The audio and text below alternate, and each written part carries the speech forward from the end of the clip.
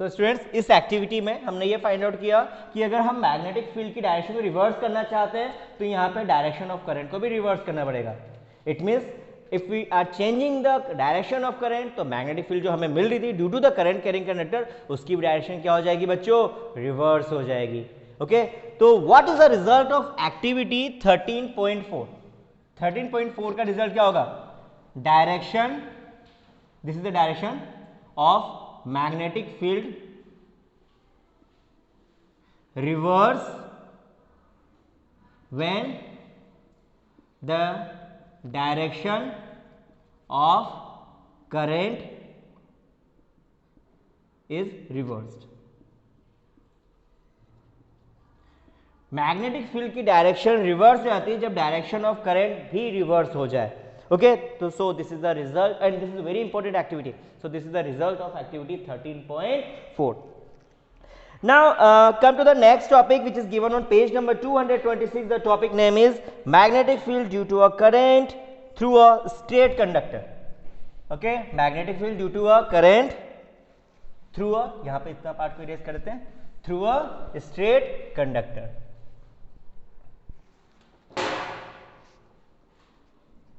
Through a straight, this is straight, okay, ST means straight conductor. Okay, and this topic is given on page number 226. जो magnetic field किस तरीके की होगी अगर हम straight conductor use कर रहे हैं? 13.5, हमें 13.5 एक्टिविटी परफॉर्म करनी है. So see the diagram. This is the cardboard, this is the current carrying conductor, this is the variable resistor, this is ammeter, this is minus plus, this is switch, and this is the energy source, that is battery. Okay, so plus minus तो current कुछ इस तरीके से flow हो रहा है. Okay, now circuit diagram या फिर इस सर्किट में जो इंपॉर्टेंट पार्ट है समझने वाला, वो ये वाला पार्ट है बच्चों. ओके, इसको हम ऐसे देखेंगे. This is the cardboard, you can see this is the sheet. आपके पास एक शीट है and this is the current carrying conductor. This is what, यहां से लेकर यहां तक एक वायर है, एक थिक वायर है जिसका क्रॉस सेक्शन एरिया इसके कंपेयर में थोड़ा ज्यादा है, और ये वायर आपको इस शीट में इस तरीके से लेना है. Suppose this is the sheet, ये वायर आपको इस शीट में कुछ इस तरीके से लेना है. Okay, this is the wire and this is the sheet. I hope आपको समझ में आ गया होगा कि हमने शीट को किस तरीके से प्लेस किया है. ऐसे प्लेस नहीं किया है, बल्कि ऐसे किया है. क्लियर? ना अब हमें करना क्या है बच्चों? स्विच ऑफ करना है. पहले तो ये सर्किट पूरा का पूरा डिजाइन करना है और ये स्विच ऑफ करके रखना. स्विच ऑफ करने के बाद हमें मैग्नेटिक फील्ड का पैटर्न देखना है. और आपको अच्छी तरीके से मालूम है कि मैग्नेटिक फील्ड लाइंस या मैग्नेटिक फील्ड का पैटर्न देखने के लिए हम क्या करते हैं बच्चों? इसके ऊपर आयरन पार्टिकल स्प्रे कर देते हैं. मतलब इसके ऊपर आयरन पार्टिकल पूरा का पूरा डिस्ट्रीब्यूट कर देंगे यूनिफॉर्म वे में. तो हमने क्या किया? स्विच ऑफ कर दिया. आयरन पार्टिकल्स पाउडर फॉर्म में जो है उसको अच्छी तरीके से इसके ऊपर फैला दिया. अब क्या करना है बच्चों? स्विच ऑन करना है. Switch on. जैसे हम स्विच ऑन करेंगे तो स्विच ऑन करने के बाद हमें वही एक्टिविटी परफॉर्म करनी है जो एक्टिविटी हमने 13.2 में किया था. हमें इसको हल्का सा इंक्लाइन करना है, ज्यादा इंक्लाइन मत कर देना, बहुत थोड़ा सा इंक्लाइन करना है. ओके, जिसकी वजह से जो लूज आयरन पार्टिकल्स होंगे जो कि मैग्नेटिक फील्ड के इन्फ्लुएंस में नहीं है, वो आयरन पार्टिकल नीचे गिर जाएंगे. आप चाहो तो इस पर धीरे धीरे हैमरिंग भी कर सकते हो, बिल्कुल जेंटल वे में, इस तरीके से ऐसे धीरे धीरे हैमरिंग कर देना. ओके, जब आपको लगे कि अब आयरन पार्टिकल नहीं गिर रहे हैं तो आप इसको वापस से सीधे कर देना. अब इस पे बने हुए मैग्नेटिक फील्ड के पैटर्न को देखना. ओके, तो आपको जो मैग्नेटिक फील्ड पैटर्न दिखाई देगा, ओके, मैं इसके डायग्राम की बात कर रहा हूं, वो कुछ सर्कुलर फॉर्म में इस तरीके से दिखाई देगा. और इस सर्कुलर मैग्नेटिक फील्ड के पैटर्न में एक और खास बात होगी कि जो मैग्नेटिक फील्ड पास में है इस पॉइंट के पास में जो कॉन्सेंट्रिक सर्कल्स बन रही है, ये बहुत पास में बन रही है. या फिर आप ये कह सकते हो कि इस पॉइंट के पास में मैग्नेटिक फील्ड की स्ट्रेंथ ज्यादा है, और जैसे जैसे हम पॉइंट से दूर मूव कर रहे हैं इस मैग्नेटिक फील्ड की स्ट्रेंथ की वैल्यू क्या होती जा रही है? धीरे धीरे बच्चों वीक होती जा रही है. Okay, so this was your activity 13.5. Now if you want to find out the direction of the magnetic field line in this activity, हमें क्या करना है बच्चों, डायरेक्शन फाइंड आउट करनी है। तो डायरेक्शन फाइंड आउट करने के लिए वापस आप एक्टिविटी 13.3 की हेल्प ले सकते हैं, बट ध्यान रखना है स्टूडेंट्स, एक्टिविटी 13.3 हमने बार मैग्नेट की हेल्प से किया था, बट यहां पे आपके पास करंट कैरिंग कंडक्टर है। क्लियर? तो यहां पे आपको direction of magnetic field line find out करना है। So what you have to do, you have to place a compass here, आपको कंपास यहां पे रखना है, ओके और उस कंपास का नॉर्थ और साउथ पॉइंट जो होगा उसको मार्क कर देना है। सपोज करो this is the north and this is the south. अब आपको इस कंपास को उठा के दूसरे पॉइंट पे रखना है, इसी सर्कल को लेते हुए दूसरे पॉइंट पे रखना है। तो आप देखोगे कि यहां पे नॉर्थ आ गया और यहां पे साउथ आ गया। तो यहां पे आप कंटिन्यूसली जब कंपास को किसी फिक्स या किसी सिंगल कॉन्सेंट्रिक सर्कल के पेरीमीटर पे मूव करोगे तो आप ऑब्जर्व करोगे कि हमें यहाँ पे north south north south north south north south एक फिक्स पैटर्न मिलेगा। Direction of magnetic field line randomly change नहीं हो रही है कि यहाँ पे नॉर्थ साउथ आ रहा था कंपास में, आगे क्या तो साउथ नॉर्थ मिल गया, उसके आगे का हमें पता नहीं कि साउथ नॉर्थ मिलेगा या नॉर्थ साउथ मिलेगा। यहाँ पे direction of magnetic field line continuously fix pattern में आ रही है, नॉर्थ साउथ जो आपका कंपास था वो नॉर्थ साउथ कंटिन्यूसली इंडिकेट कर रहा है। तो हमने यहाँ पे ये फाइंड आउट कर लिया कि जो मैग्नेटिक फील्ड लाइन जो बन रही थी, जो कि कॉन्सेंट्रिक सर्कल्स की फॉर्म में बन रही है, उसकी डायरेक्शन फिक्स होगी, either it will be clockwise or anti clockwise.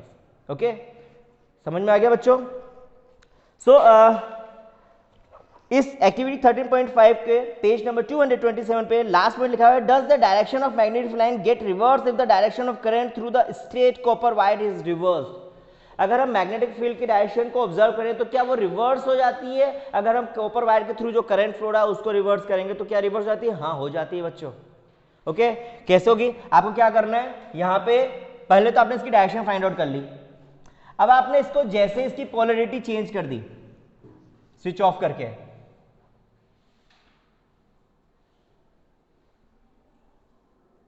तो आप ऑब्जर्व करोगे कि यहां पे स्विच ऑन करने के बाद अब जो हमें कंपास नीडल जो वैल्यू दे रहा था, यानी कंपास नीडल मान लो कि नॉर्थ इधर दे रहा था, पहले नॉर्थ इधर आ रहा था, साउथ इधर आ रहा था, जैसे हमने डायरेक्शन रिवर्स कर दी तो अब बच्चों साउथ इधर आ रहा है और नॉर्थ इधर आ रहा है। यानी इस एक्टिविटी से हमने ये फाइंड आउट कर दिया कि if you want to change the direction of magnetic field either it will be clockwise और एंटी क्लॉकवाइज, तो यहाँ पे हमें करंट की डायरेक्शन को भी क्या करना पड़ेगा बच्चों? रिवर्स करना पड़ेगा।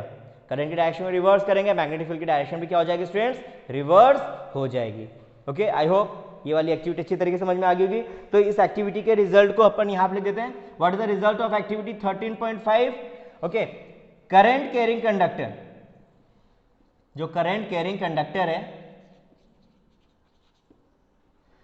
वो भी straight, this is the straight current carrying conductor, produces its own magnetic field.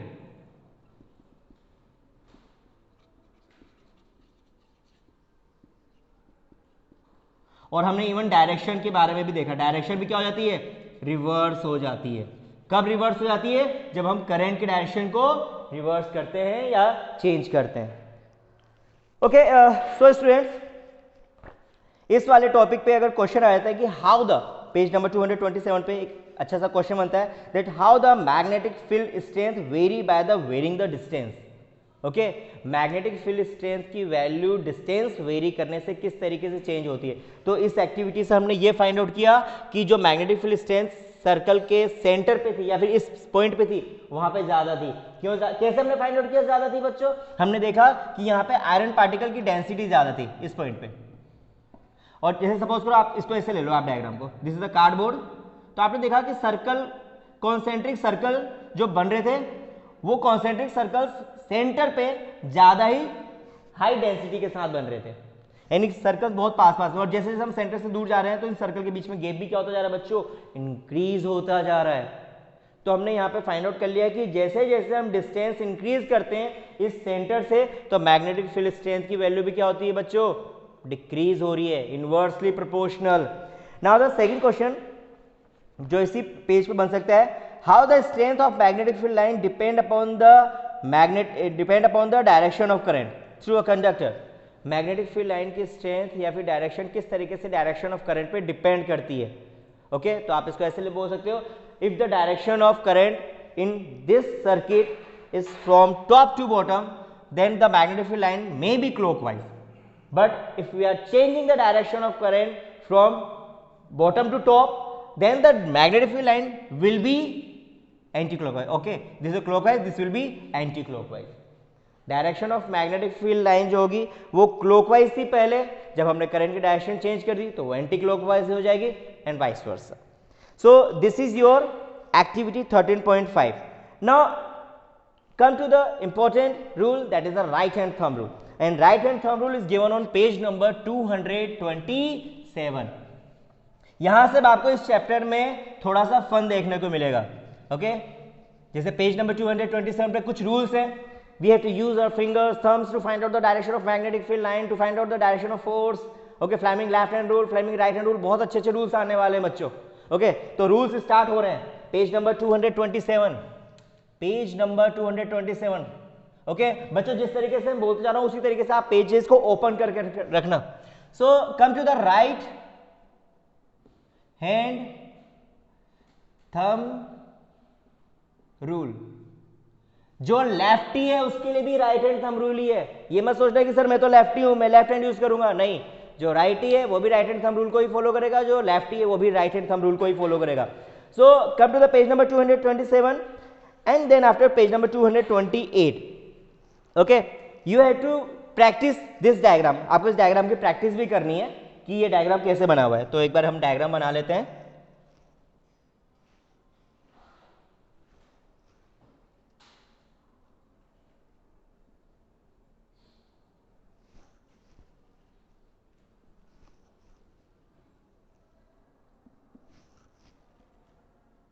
आपको अच्छे से डायग्राम बनाना है. Okay, this is the current. Now suppose we have a current carrying conductor. पहले हम बात करते हैं राइट हैंड थंब रूल क्या काम है. Right hand thumb rule magnetic field की डायरेक्शन को फाइंड आउट करने में हेल्प करेगा. If you know the direction of current then you can easily find out the direction of magnetic field line. और आपको ये भी मालूम है बच्चों कि स्ट्रेट करंट कैरिंग कंडक्टर में जो हमें मैग्नेटिक फील्ड लाइन का पैटर्न मिल रहा था वो कॉन्सेंट्रिक सर्कल्स की फॉर्म में मिल रहा था. ओके, या तो मैग्नेटिक फील्ड लाइन क्लॉकवाइज होगी या फिर एंटी क्लॉकवाइज होगी. अगर हम क्लॉक की डायरेक्शन में, जो क्लॉक की जो नीडल्स होती है उस डायरेक्शन में चलते हैं तो उस डायरेक्शन को हम बोलते हैं क्लॉकवाइज. और क्लॉक की नीडल्स के अपोजिट डायरेक्शन में चलते हैं तो उस डायरेक्शन को क्या बोलते हैं बच्चों? Anti clockwise. तो यहाँ पे direction of magnetic field line find out करनी है अगर किसी करंट में करंट फ्लो हो रहा है. सपोज करो this is a current carrying conductor.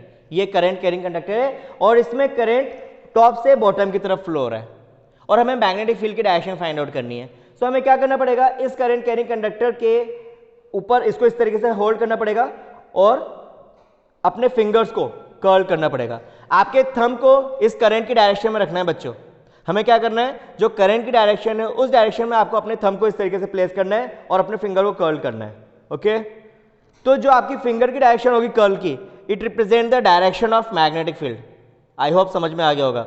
अगर करंट आपकी तरफ मूव कर रहा है इस तरीके से तो आपको क्या करना पड़ेगा, फिंगर को ऐसे रखना. ओके, अपने थंब को यहाँ पे करंट की डायरेक्शन में रखना और अपने फिंगर को कर्ल कर लेना. It represent the direction of magnetic field. Current ऊपर की तरफ मूव कर रहा है, थंब को ऐसे रखो, फिंगर को इस तरीके से कर्ल करो. This represent the direction of magnetic field. It means by using the right hand thumb rule you can easily find out the direction of magnetic field in a wire. Okay, किसी भी wire में अगर current flow हो रहा है तो उसमें आप direction of magnetic field find out कर सकते हो. अच्छा बच्चों, ये जरूरी नहीं कि वायर स्ट्रेट ही हो. सपोज करो वायर लूप में है तो आपको क्या करना है, उस लूप पे पर्टिकुलर उस पॉइंट पे उस वायर को होल्ड करना है, थंब को डायरेक्शन ऑफ करंट में रखना है और फिंगर को कर्ल करना है. वहां से भी आपको डायरेक्शन ऑफ मैग्नेटिक फील्ड मिल जाएगी. Okay, so by using the right hand thumb rule we have to we can easily find out the direction of magnetic field. Either it will be clockwise और anti clockwise. Okay, I hope ये वाला topic आपको समझ में आ गया होगा. Now after the right hand thumb rule, come to the topic which is given on page number 228. The topic name is magnetic field due to a current through a circular loop. So students, open page number 228. This is 228. That is magnetic field due to a current through a circular loop. Okay, this is a magnetic field due to a current through a circular loop. आपके पास एक circular loop है उस circular loop के surrounding में हमें magnetic field find out करनी है। सो एक रूल तो आपने पढ़ लिया, right hand thumb rule. Okay, so एक और रूल है जो रूल आपके पेज नंबर 228 के बिल्कुल बॉटम में गिवन है, that is Maxwell Coke screw rule. Okay, ये भी रूल आपके लिए इंपॉर्टेंट है क्योंकि एनसीईआरटी बुक में गिवन है, तो आपको कोक स्क्रू रूल, इस रूल की हेल्प से भी हम direction of magnetic field find out कर सकते हैं। ओके, सपोज आपके पास एक स्क्रू है, ओके, और उस स्क्रू को आप क्या कर रहे हो बेटा, ऐसे रिवॉल्व कर रहे हो। आपके पास एक स्क्रू है, suppose this is the screw,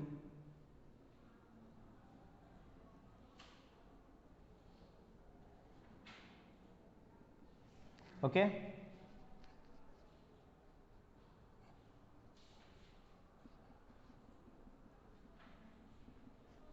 okay, और हम इस स्क्रू को रोटेट कर रहे हैं, तो ये स्क्रू या तो नीचे की तरफ जाएगा या ऊपर की तरफ जाएगा।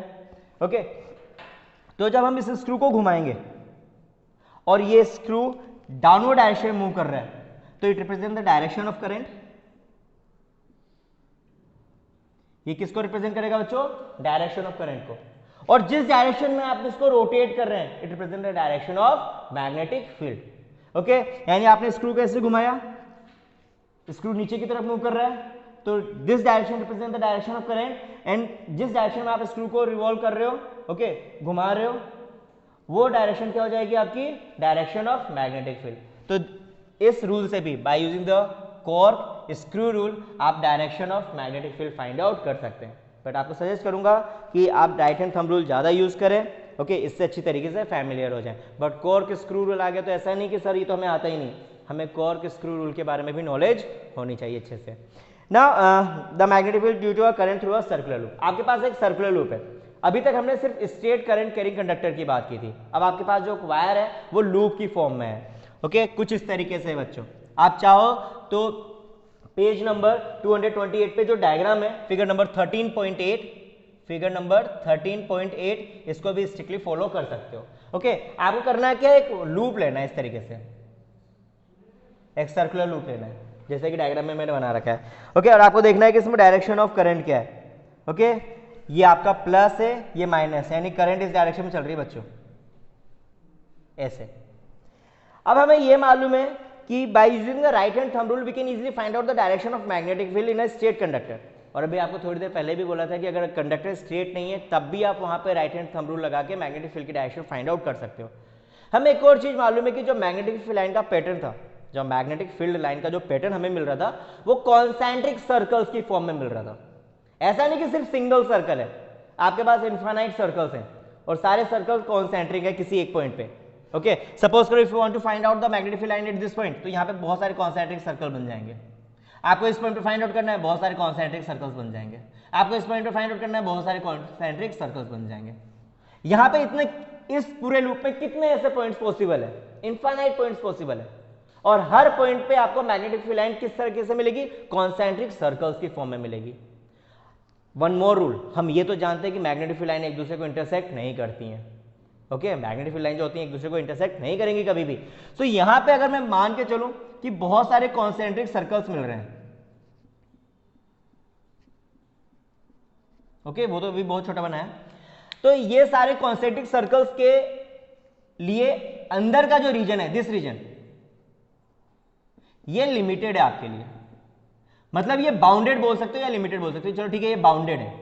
ओके, लिमिटेड मत यूज करो, आप बाउंडेड वर्ड यूज कर लो। लेकिन जो आउटर रीजन है यह अनबाउंडेड है।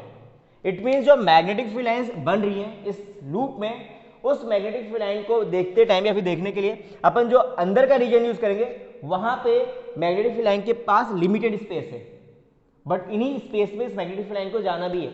बट अगर हम इस रीजन की बात करें तो यहाँ पे अनबाउंडेड रीजन है, मैग्नेटिक फील्ड लाइन कहीं तक भी जा सकती है, दूर तक भी जा सकती है। बट अगर हम इस लूप के अंदर की बात करें तो लूप के अंदर ये बाउंडेड है। देखो, मैग्नेटिक फील्ड लाइन जो निकलेंगी वो इसी के अंदर से निकलेंगी। क्लियर, ये पार्ट थोड़ा सा समझ में आया। अब यहाँ पे मैग्नेटिक फील्ड लाइन का जो रीजन है अगर बाउंडेड है तो मैग्नेटिक फील्ड लाइन एक दूसरे के बहुत पास पास में आ जाएंगे। थोड़ा सोचो इस चीज को, अगर मैग्नेटिक फील्ड लाइन का रीजन बहुत ज्यादा बाउंडेड है, इसी रीजन में से सारी मैग्नेटिक फील्ड लाइन निकलनी है। सपोज करो हम थोड़ी देर के लिए जूम कर लेते हैं कि 10,000 मैग्नेटिक फील्ड लाइंस है यहाँ पे, कितनी है, 10,000। तो उन 10,000 मैग्नेटिक फील्ड लाइंस को निकलने के लिए सिर्फ यही क्रॉस सेक्शन एरिया अवेलेबल है। तो यहाँ पे जो 10,000 मैग्नेटिक फील्ड लाइंस होगी वो कितनी पास पास में होंगी? अच्छा बच्चों ये मत सोचना कि 10,000 मैग्नेटिक फील्ड लाइंस ही प्रोड्यूस हो रही है, यहाँ पे इनफाइनाइट मैग्नेटिक फील्ड लाइंस है यहाँ पे।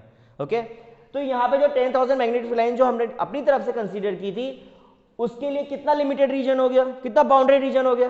तो यहाँ पे मैग्नेटिक फील्ड लाइन एक दूसरे के बहुत पास पास में आ जाएंगे, बट बच्चों इंटरसेक्ट नहीं करेंगी। इंटरसेक्ट क्यों नहीं करेंगी? हमने ऑलरेडी पढ़ रखा है properties of magnetic field lines में। लेकिन हम इसके बाहर के रीजन की बात करें तो यहाँ पे मैग्नेटिक फील्ड लाइन जो होगी वो थोड़े से गैप में होगी। तो आप कह सकते हो कि यहाँ पे मैग्नेटिक फील्ड लाइन बहुत पास पास में है और यहाँ पे बहुत दूर है। पहली बात तो ये। अब होता क्या है कि जब मैग्नेटिक फील्ड लाइन एक दूसरे के बहुत पास पास होती है, सपोज करो एक मैग्नेटिक फील्ड लाइन ये है और दूसरी मैग्नेटिक फील्ड लाइन ये है, अगर मैं इन दोनों को पुश करता हूं, कुछ ऐसा सिचुएशन क्रिएट करता हूं कि ये दोनों एक दूसरे के और पास में आ रही हैं, तो क्या होगा बच्चों?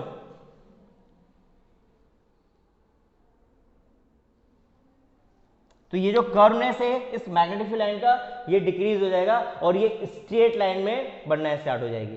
तो यहां पे हम इस रीजन के अंदर की बात करें तो इस रीजन के अंदर जो मैग्नेटिक फील्ड लाइन पैटर्न मिलेगा, बिल्कुल सेंटर वाले की बात कर रहा हूं यहां पे, वो बिल्कुल स्ट्रेट मिलेगा। कैसा मिलेगा? स्ट्रेट। यानी यहां पे तो आपको magnetic field line curve form में दिखेंगी, ये जो मैग्नेटिक फील्ड लाइन बनेगी वो कर्व फॉर्म में बनेगी, बट अगर हम सेंटर की बात करें तो सेंटर वाली जो मैग्नेटिक फील्ड लाइन होगी वो बिल्कुल स्ट्रेट होगी। तो ये वाला डायग्राम आपको पेज नंबर 13.8 में समझ में आ रहा होगा। जो मैग्नेटिक फील्ड लाइन है उसने 2 पॉइंट यूज किए हैं, हमने यहाँ पे 1 2 3 4 5 6 7 पॉइंट यूज किए हैं, बट डायग्राम में यहाँ पे 2 ही पॉइंट यूज किए गए। कोई बात नहीं, आपको यही वाला डायग्राम बनाना है जिसमें 2 पॉइंट यूज हुए हैं। अब आप देखोगे कि बच्चों की यहाँ पे जो सेंटर वाला जो मैग्नेटिक फील्ड लाइन है वो सेंटर वाली मैग्नेटिक फील्ड लाइन बिल्कुल स्ट्रेट जा रही है। ओके, अब कोई मैग्नेटिक फील्ड लाइन स्ट्रेट जा रही है, सपोज करो इस तरीके से इस डायरेक्शन में जा रही है, this is the north and it will be the south. जिस डायरेक्शन में मैग्नेटिक फील्ड लाइन जा रही है वो नॉर्थ को रिप्रेजेंट करेगी और ये साउथ को रिप्रेजेंट करेगा। सो ये चीज समझ में आ गई आपको बच्चों कि अगर हम किसी लूप की बात करते हैं तो लूप बनाने से क्या बेनिफिट हो रहा है? हमें एक स्ट्रॉन्ग मैग्नेटिक फील्ड मिल रहा है इस लूप के अंदर, और वो स्ट्रॉन्ग मैग्नेटिक फील्ड भी कैसा हो रहा है कि जो बिल्कुल सेंटर में हमें बिल्कुल स्ट्रेट मैग्नेटिक फील्ड लाइन में मिल रही है। बट अगर हम मैग्नेटिक फील्ड को या फिर मैग्नेटिक फील्ड की स्ट्रेंथ को और इंक्रीज करना चाहते हैं तो हमें क्या करना पड़ेगा? सोचो बच्चों, एक लूप से मैग्नेटिक फील्ड हमें ये मिली थी, अगर मैं नंबर ऑफ लूप इंक्रीज कर दूं तो क्या होगा बच्चों? क्रॉस सेक्शन एरिया तो सेम ही है। अगर हम नंबर ऑफ लूप इंक्रीज करेंगे तो आपके पास जो मैग्नेटिक फील्ड लाइंस थी उनके पास अभी भी लिमिटेड या फिर बाउंड्री रीजन है, बट मैग्नेटिक फील्ड लाइंस तो बढ़ गई ना। समझ में आई बात आपको? अगर मैं नंबर ऑफ लूप इंक्रीज करता हूं, सपोज करो सिंगल लूप में 10,000 मैग्नेटिक फील्ड लाइंस है। बच्चों ये जो डाटा मैं बता रहा हूं 10,000 20,000 ये सिर्फ आपको समझाने के लिए बताया जा रहा है। इन वर्ड्स को या फिर इन डाटा को एग्जाम में नहीं लिखना है कि suppose we are having the 10,000 magnetic field lines, no, ये सिर्फ आपको समझाने के लिए बता रहा हूं इन डाटा को। तो सपोज करो आपके पास 10,000 मैग्नेटिक फील्ड लाइंस है एक सिंगल लूप में, तो 2 लूप में कितने हो जाएंगे? 20,000। 3 लूप्स में कितने हो जाएंगे? 30,000। बट क्रॉस सेक्शन एरिया तो सेम ही है, तो अगर हम इसका 3 लूप लेते हैं तो आपके पास 30,000 मैग्नेटिक फील्ड लाइन इसी एरिया से तो निकलेगी। यानी अब जो होगा इस मैग्नेटिक फील्ड लाइन की डेंसिटी इस एरिया के अंदर या फिर इस क्रॉस सेक्शन एरिया के अंदर और ज्यादा इंक्रीज हो जाएगी। और मैग्नेटिक फील्ड लाइन अगर मैग्नेटिक फील्ड लाइन की डेंसिटी इंक्रीज होती है तो हम कह सकते हैं कि यहाँ पे मैग्नेटिक फील्ड की स्ट्रेंथ भी क्या हो रही है बच्चों? इंक्रीज हो रही है। It means we can increase the magnetic field strength in a loop wire by increasing the number of loops। हम नंबर ऑफ लूप्स को इंक्रीज करके मैग्नेटिक फील्ड स्ट्रेंथ को भी इंक्रीज कर सकते हैं, या फिर क्रॉस सेक्शन एरिया को डिक्रीज करके भी मैग्नेटिक फील्ड की स्ट्रेंथ को इंक्रीज कर सकते हैं। बट ये वाला पार्ट आपके सिलेबस में नहीं, आप तो ये ध्यान रखना कि नंबर ऑफ लूप इंक्रीज करके हम मैग्नेटिक फील्ड की स्ट्रेंथ को इंक्रीज कर सकते हैं। नेक्स्ट वन, हम चाहें तो करंट की वैल्यू को इंक्रीज करके भी मैग्नेटिक फील्ड की स्ट्रेंथ को इंक्रीज कर सकते हैं। बात समझ में आ गई बच्चों? तो यहाँ पे पेज नंबर 229 पे एक क्वेश्चन मिलेगा, बन सकता है बच्चों, that how we can increase the magnetic field strength in a circular loop. आप मैग्नेटिक फील्ड की स्ट्रेंथ को किस तरीके से इंक्रीज कर सकते हैं सर्कुलर लूप में? नंबर ऑफ टर्न्स इंक्रीज कर दो, 2 3 4 n टर्न्स ले लो, तो मैग्नेटिक फील्ड की स्ट्रेंथ भी n टाइम क्या हो जाएगी बच्चों? इंक्रीज हो जाएगी। Now come to the activity 13.6। Okay, यहाँ पे जो हमने फाइंड आउट किया था, यहाँ पे जो हमने फाइंड आउट किया है बच्चों की बिल्कुल सेंटर में आपको एक स्ट्रेट मैग्नेटिक फील्ड लाइन मिलेगी जो कि ये नॉर्थ और ये साउथ को रिप्रेजेंट करेगी। इस इस स्ट्रेट मैग्नेटिक फील्ड लाइन को हम लोग थ्रू एन एक्टिविटी भी फाइंड आउट कर सकते हैं। So come to the activity 13.6।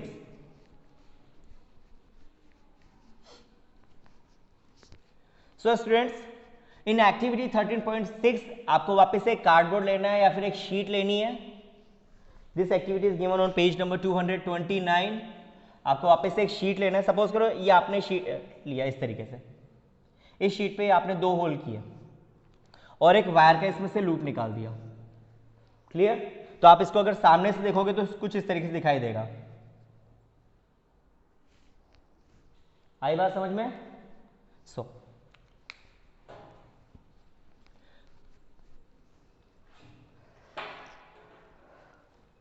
So come to the figure number 13.9. This is figure number 13.9.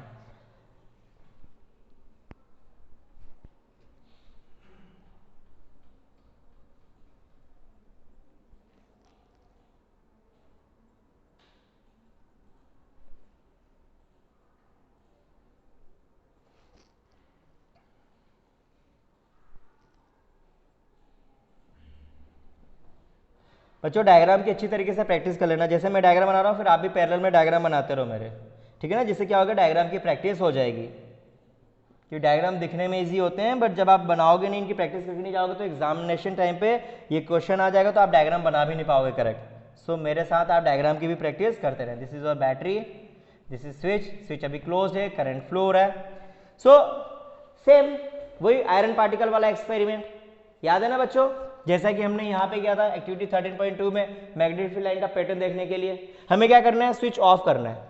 Okay, और यहाँ पे आयरन पार्टिकल्स को पूरा स्प्रिंकल ऑफ करना है। सो यहाँ पे आप देखोगे कि जब हम स्विच ऑन करते हैं, स्विच ऑन करने के बाद इसको हल्का सा टिल्ट करके, ज्यादा टिल्ट नहीं करना, बहुत थोड़ा सा टिल्ट करना है, हल्का सा टिल्ट करने के बाद इसको हैमरिंग करनी है बिल्कुल जेंटल वे में, तो आपको यहाँ पे कुछ पैटर्न्स दिखाई देंगे। इस पैटर्न को मैं यहाँ पे बना देता हूँ बच्चों। यहाँ पे जो पैटर्न दिखाई दे रहे हैं उसको मैं यहाँ पे बना रहा हूँ।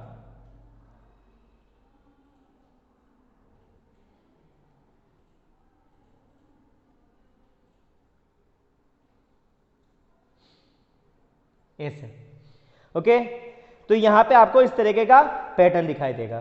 तो जो बीच वाली जो मैग्नेटिक फील्ड लाइन है बिल्कुल स्ट्रेट दिखाई देगी आपको, ओके? और यहां से लेकर इस पॉइंट से लेकर इस पॉइंट के बीच में जो कर्व्स लाइन है इनकी डेंसिटी क्या होगी बच्चों? हाई होगी। आउटर रीजन में इतनी डेंसिटी नहीं होगी, इसके कंपेयर में थोड़ी सी कम होगी, या फिर आप ये भी बोल सकते हैं। So this is your activity 13.6। और एक्टिविटी 13.6 में हमने एन लूप्स का मैग्नेटिक फील्ड पैटर्न देखा। कितने लूप्स का बच्चों? एन लूप का, ओके? या फिर यहां पे एन लूप्स अभी हटा दो आप, यहां पे तो आप सिंगल लूप ही लो अभी, single loop in activity 13.6। Now students come to the magnetic field due to a current in a solenoid. अब हमारे पास एक नया टर्म आएगा यहां पे, दैट इज अ सोलेनॉइड। आपके पास जो पेन होंगे बच्चों, वो वाले पेन होते हैं ना पुश बटन वाले, मैं उस पेन की बात कर रहा हूं। उस पुश बटन वाले पेन में एक स्प्रिंग होती है, सबने देखा है? सबने देखा होगा बच्चों। तो जो स्प्रिंग होती है या फिर जो स्प्रिंग जैसा जो स्ट्रक्चर होता है उसको हम सोलेनॉइड बोलते हैं। क्या बोलते हैं बच्चों? Solenoid. So the topic is magnetic field, magnetic field due to a current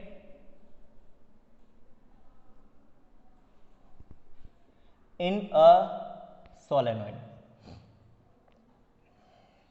This topic is 13.2.4 and this topic is given on page number 229.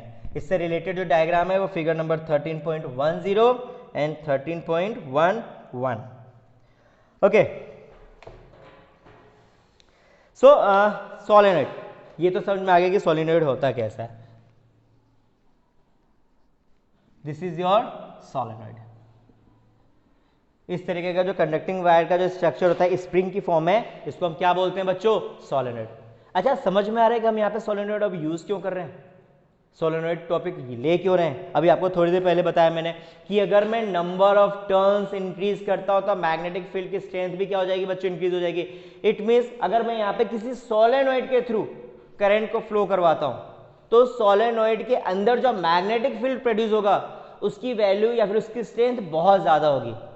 Okay, I hope ये चीज़ समझ में आ गई होगी। अगर आपके पास कोई सोलेनोइड है और उस सोलेनोइड के थ्रू मैं किसी करंट को फ्लो करवा रहा हूँ, तो उस सोलेनोइड के अंदर इनसाइड वाले पार्ट में जो हमें मैग्नेटिक फील्ड स्ट्रेंथ मिलेगी वो कंपेरेटिवली बहुत ज़्यादा हाई मिलेगी। ओके, तो हमें क्या करना है, एक डायग्राम बनाना है, एक सर्किट डायग्राम बनाना है बच्चों। सी द डायग्राम फिगर नंबर 13.10 इस तरीके से। This is the switch and this is the close loop of the solenoid.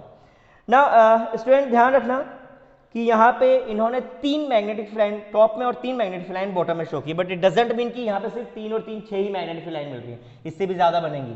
Okay, but हमें सिर्फ समझना है। तो 1 magnetic field line, 2 magnetic field line, this is the third one, this is the another magnetic field line, this is the another one. Okay बच्चों, examination point of view से एक चीज suggest करूंगा, जिस साइज की मैग्नेटिक फील्ड लाइन है आप ऊपर लेना, उतनी वैसे ही नीचे की तरफ लेना। ये मत सोचना कि सर मेरी मैग्नेटिक फील्ड लाइन तो इस सर्किट के ऊपर से या फिर इस बैटरी के ऊपर से निकल रही है। ओके, कोई फर्क नहीं पड़ेगा, मैग्नेटिक फील्ड लाइन को आप बैटरी के ऊपर से ही बना दोगे, कोई फर्क नहीं पड़ेगा। ठीक है ना।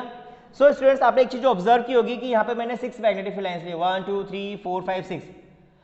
इस सोलेनोइड के बाहर वाले रीजन में इसके पास जो रीजन है ये बाउंडेड नहीं है, बट इस सोलेनोइड के अंदर बाउंडेड। तो यहाँ पे देखो आप मैग्नेटिक फील्ड लाइन जो है बिल्कुल पास पास में, इवन पैरेलल भी हैं। तो यहाँ पे इस सोलेनोइड के अंदर इनसाइड द सोलेनोइड हमें जो मैग्नेटिक फील्ड लाइन मिल रही है बच्चों,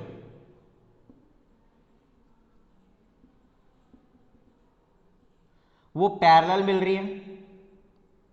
हाँ, वो बात अलग है कि एंड में जाते जाते इसकी कर्वनेस इंक्रीज हो रही है, बट बीच में पैरेलल मिल रही है। And the second thing, strength भी क्या है बच्चों उसकी ज्यादा मिल रही है, किसके कंपेयर में, आउटर रीजन के कंपेयर में। सो सपोज करो आपके पास इस तरीके से कोई स्ट्रक्चर या फिर कोई सर्किट है और आपके पास इस तरीके से इसके अंदर मैग्नेटिक फील्ड लाइन मिल रही है। तो आपने ये चीज ऑब्जर्व की कि सोलेनोइड के अंदर जो है हमें स्ट्रांग मैग्नेटिक फील्ड लाइन मिल रही है आउटर रीजन के कंपेयर में।